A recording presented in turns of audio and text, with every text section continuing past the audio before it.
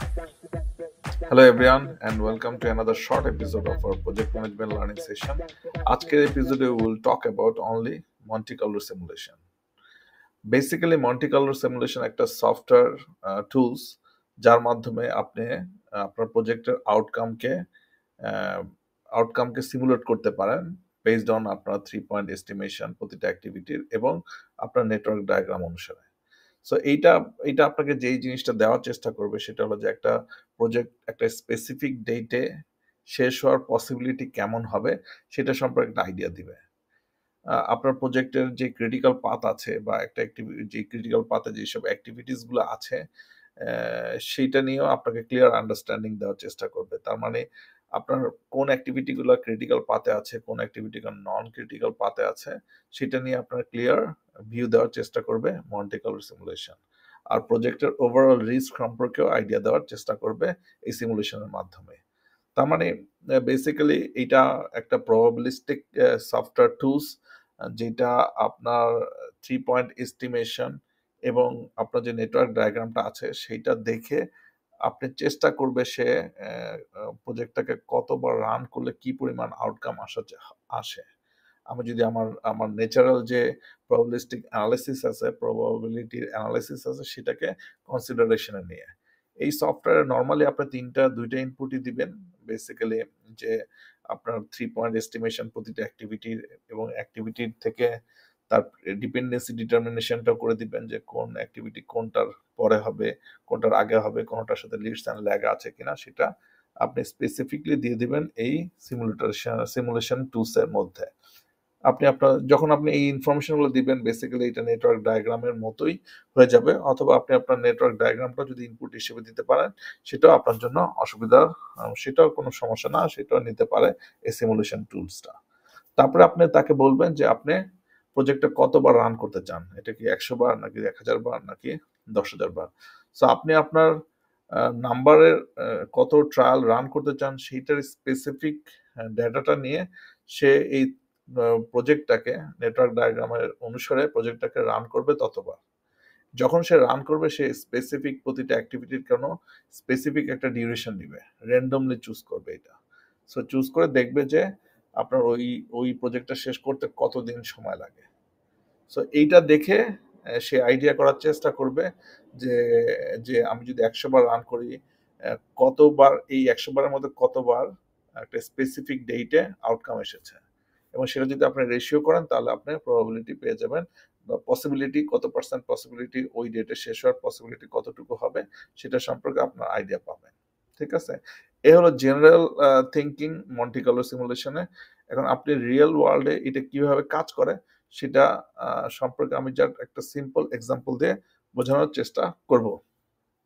তার মানে Monte Carlo সিমুলেশনটা কিভাবে কাজ করে সেটা নিয়ে একটু আইডিয়া দেওয়ার চেষ্টা করব। সো আমরা ধরে নিই আমাদের প্রজেক্টে 3টা অ্যাক্টিভিটিস আছে, একটা হলো এ বি সি, এবং আমাদের বোঝার সুবিধার্থে আমরা এটা রিলেশনশিপটা ফিনিশ টু স্টার্ট দিলাম without any leads and lags. Okay, so এটা সিকোয়েন্সিয়ালি চলবে, এখানে কোনো প্যারালাল অ্যাক্টিভিটিসও নাই, ধরে নিলাম আর কি। তাহলে এ বি সি একটা সিকোয়েন্সিয়াল 3টা অ্যাক্টিভিটিস দিয়ে একটা প্রজেক্ট শুরু হলো। সো আমরা যখন ডিউরেশন এস্টিমেট করেছি আমরা এর জন্য অপটিমিস্টিক ডিউরেশন নিয়েছি 2, পেসিমিস্টিক নিয়েছি 3, মোস্ট লাইকলি 2.5, বি এর জন্য সিমিলারলি নিয়েছে, সি এর জন্য একটা ডাটা নিয়েছে। সো আপনার কাছে এই ডাটাটা আছে, তার মানে আপনার যে রিস্ক অ্যানালাইসিস আছে সেই অনুসারে আপনি একটা আইডিয়া করে নিচ্ছেন এ বি সির জন্য কত ডিউরেশন হবে। সো আপনি যখন এই 3টে ডাটাকে নিয়ে আপনার নেটওয়ার্ক ডায়াগ্রামটা দেখবেন এবিসি এর মধ্যে, তাহলে আপনি খুব সহজে ধরে নেবেন যে প্রজেক্টটা মিনিমাম ডেটস এর মধ্যে শেষ হবে একটা হলো 6 দিন, আর পেসিমিস্টিক যদি আমি চিন্তা করি ওয়ার্স্ট কেস সিনারিও তাহলে সেটা হবে 15 ডেজ। তার মানে প্রজেক্ট 6 থেকে 15 ডেজ এর মধ্যেই প্রজেক্ট শেষ হবে, রাইট? এখন আমি যদি একটা স্পেসিফিক ডেট বলি যে 9তম দিনে প্রজেক্টটা শেষ হওয়ার পসিবিলিটি কত, সেটা কিন্তু একটু আপনি ক্লিয়ারলি বলতে পারবেন না, কারণ আপনি জানেন না বেসিক্যালি এটা কত হবে। কিন্তু আপনি এটা বলতে পারবেন যে 15তম দিনে প্রজেক্টটা শেষ হওয়ার পসিবিলিটি 100%, রাইট? এটা কিন্তু ক্লিয়ার। 6তম দিনে কত সেটা আপনি বলতে পারবেন না। সো এই এই আইডিয়াটা দিবে হলো আপনার মন্টি কার্লো সিমুলেশন টুলসটা। সো আপনি এই দুইটা ইনফরমেশন দিয়ে দিলেন এবং তারপরে বললেন যে তুমি এই প্রজেক্টটাকে 1000 বার রান করো। রান করে আমাকে বলো যে 6 নম্বরতম দিনে প্রজেক্টটা শেষ হওয়ার পসিবিলিটি কত, 7 নম্বর দিনে কত, 8 নম্বর দিনে কত, এভাবে 15তম দিনে কত। তো যখন আপনি এই ইনফরমেশন দিলেন যে আপনি 1000 বার এটাকে ট্রায়াল করতে চান, তখন সে কি করবে, এই যে এ বি সি এর যে স্পেসিফিক ডেট আছে, এক একটা ট্রায়ালে সে এক এক ধরনের ডেটটাকে চুজ করবে। সো কোনো ট্রায়ালে সে হয়তো এ এর জন্য ভ্যালু চুজ করবে 2, কোনো ট্রায়ালে ভ্যালুটাকে চুজ করবে 2.5, কোনো ট্রায়ালে ভ্যালুটাকে চুজ করবে 3, কোনো ট্রায়ালে ভ্যালু চুজ করবে 2.7, কোনো ট্রায়ালে ভ্যালুটা চুজ করবে 2.6, লাইক দ্যাট। ওকে, বি এর ক্ষেত্রেও সেম, সে র্যান্ডমলি চুজ করবে প্রতিটা ট্রায়ালে, কিন্তু এর রেঞ্জটা হবে উইদিন দিস অপটিমিস্টিক এবং পেসিমিস্টিক্স এর মধ্যে। সো এইভাবে সে 1000 বার রান করবে। যখন সে 1000 বার রান করবে, কোনো কোনো ট্রায়ালে সে 6 ডেট পাবে, কোনো কোনো ট্রায়ালে 6.5 ডেজ পাবে, কোনো কোনো ট্রায়ালে 7 পাবে, কোনো কোনো ট্রায়ালে 7.5 পাবে। এভাবে সে দেখার চেষ্টা করবে 6 নম্বরতম দিনে শেষ হওয়ার কয়টা ট্রায়াল ওই স্পেসিফিক 6 নম্বরতম দিনে শেষ হয়েছে। ঠিক আছে? 7 নম্বর দিনে কয়টা ডাটা ট্রায়াল পেয়েছে যেটা 7তম দিনে শেষ হয়েছে। ঠিক আছে? এভাবে 8 নম্বর, 9 নম্বর, 10 নম্বর দিনে কতগুলো ট্রায়াল আসছে সেই একটা চার্ট তৈরি করার চেষ্টা করবে। যখনই আপনি এই ডাটাটা পেয়ে গেলেন 1000 ডেটের, তার মানে আপনার কাছে প্রজেক্ট শেষ হওয়ার 1000 টা ডেটস আছে। সো আপনি এভাবে ভাগ করবেন এখন 6, 7, আপনি যদি রোতে 6, 7, 8, 9, 10, 11 এভাবে যদি রাখেন, তাহলে আপনি বেসিক্যালি এখানে 15তম দিনে 100% পাবেন। সো আমরা যদি আমাদের প্রজেক্টের একটা সিমুলেশনটাকে ধরে নেই যে এটা 6 নম্বরতম দিনে ট্রায়াল পেয়েছিল 1 দিন। ঠিক আছে? 7 নম্বরতম দিনে, এটা যেহেতু ফার্স্ট ডেট, 7 নম্বরতম দিনে 50, 6 নম্বর 7, 8 নম্বরে 89, 140, 145, 155, 135, 127, 107, 51। ঠিক আছে? তার মানে আপনি 6, 7, 8, 9, 10, 11, 11তম দিনে প্রজেক্টটা শেষ হওয়ার ট্রায়াল পেয়েছেন আপনি 155। ঠিক আছে? এখন আপনি যদি এটাকে পার্সেন্টেজ আকারে দেখাতে চান যে কত পার্সেন্ট পসিবিলিটি এই প্রজেক্টটা শেষ হওয়ার পসিবিলিটি 10 ডিসেম্বর 18 এর মধ্যে পসিবিলিটি কত, এটা যদি আপনি বের করতে চান, তাহলে আপনাকে যেটা করতে হবে সেটা হলো এই 155 সাথে এই সবগুলো যোগ করে তার সাথে 1000 দিয়ে ভাগ করবেন। ভাগ করলে আপনি আসলে বেসিক্যালি এটা 38%ই পাবেন। ঠিক আছে? এটাকে আমি বুঝাতে পারছি? ধরেন আপনি 155, 145, 140, 89, 50, 1। আপনি এই ডেটে যদি প্রজেক্টটা শেষ করার পসিবিলিটি বের করতে চান, তাহলে এর আগের ডেটে যদি প্রজেক্টটা শেষ হয়, সেটা কিন্তু এই ডেটের মধ্যেই ফল করতেছে। তাই না?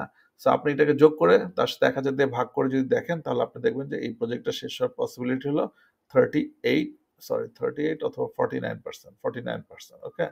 এটা 64%, 74, 5%, 87%, তারপরে আপনি এই যে 15তম দিনে এটা পসিবিলিটি হলো 100%। এই হলো জেনারেল আইডিয়া কিভাবে মন্টি কার্লো সিমুলেশন কাজ করে। সো আপনি একে ইনপুট দিবেন, আপনার নেটওয়ার্ক ডায়াগ্রামটা প্রতিটা অ্যাক্টিভিটিস এর দিবেন, তার প্রিডিসেসর, সাকসেসর অ্যাক্টিভিটি দিবেন, প্রতিটা অ্যাক্টিভিটি 3 পয়েন্ট এস্টিমেশনটা দিবেন, যেটা আপনি করেছেন সেটা দিবেন। তারপরে তাকে বলবেন যে এই প্রজেক্টটাকে রান করে 1000 বার, তখন বা 2000 বার, 10,000 বার। যখন আপনি 10,000 বার দিবেন, তখনও দেখবেন যে আপনি এই সিমিলার টাইপ অফ একটা ডাটা পেয়ে যাবেন। ঠিক আছে?